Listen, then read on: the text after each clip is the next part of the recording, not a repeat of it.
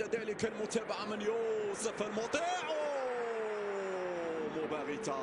مباغتة ديال الكرة من الزواني، مباغتة ديال الكرة من الزواني. أنا مباغتة حتى على مخرج المباراة. لم نشاهد اللقطة من البداية في لحظة فيها التركيز وفي لحظة ترك فيها عناصر الوداد الزواني ليسدد. لأنه حذرت كثيرا من تسديدات ماميلودي سانداونز، حذرت كثيرا من تسديدات ماميلودي سانداونز. جاءت التسديدة عن طريق اللاعب الزواني وبالتالي الافضليه لنادي ماميلودي سانداونز. هذه الاعاده مره اخرى، الاعاده مره اخرى. هذه لم نشاهدها على المباشر، لم نشاهدها على المباشر. الجعدي هنا تحت الضغط وبالتالي يخسر الكره. امين ابو الفتح، امين امين امين امين امين يا امين يا امين. كرات سهله، كرات ممكن تبعد بشكل سهل. شوف هنا امين ابو الفتح ورضا اساء التقدير في الكره الماضيه واعطوا الفرصه للاعب الزواني ليسدد بهذه الصوره وبالتالي النتيجه تتغير. 1-0 لفريق ماميلودي. شوف زواني لم يصدق نفسه، زواني او ماكوينا لم يصدق نفسه لانه يعرف صعوبه اللاعب البوارا اللي دخل قبل حين الكره الاماميه. اذا سيف الدين من الاسماء المتواجده في رقعه الميدان مكان ناجم. تمشي لزهير، زهير برافو في التحركات. هذه العرضيه الراسيه جول.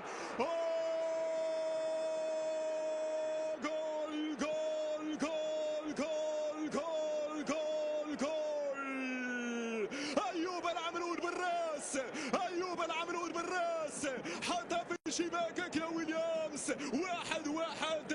الوداد يعود من بعيد، الوداد يفعل هنا في بريتوريا، الوداد يعدل. أيوب العمرود بالراس يا سلام، يودي هدف التعادل للكتيبة الودادية. صارت النتيجة 1-1. تتعادل الأمور هنا، النتيجة رائعة هنا. الاستفاقة الودادية هنا، التطور الودادي هنا، التقدم الودادي هنا، العرضية المثالية حتى بالملي، حتى بالملي في راس أيوب العمرود كما جات سدد في الشباك. هذا هو الوداد لا يستسلم، هذا هو الوداد لا يتراجع، هذا هو الوداد بالخبرة. حاضر هنا في بريتوري يدافع عن حدوده. الوداد لا زال حيا هنا، الوداد لا زال هنا قادر على العودة. هكذا جاءت العودة وهكذا جاءت الراسية وهكذا في شباكك يا ويليامز. 1-1 يا فاندر بروك.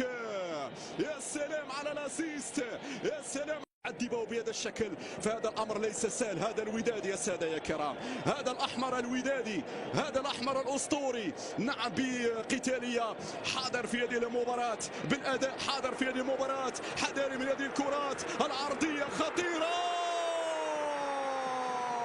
الهدف الثاني، هدف ثاني لماميلودي سانداونز. خطيره التوغلات داخل منطقه الجزاء، خطيره التوغلات داخل منطقة الجزاء كما شاهدنا في هذه الكرة. سانداونز يسجل ثاني الأهداف، سانداونز يسجل ثاني الأهداف في هذه اللحظات. سنتابع الإعادة، سنتابع الإعادة مرة أخرى. سانداونز يتقدم للمرة الثانية في هذه المواجهة مشاهدينا الكرام. سنتابع كيف جاء الاهداف.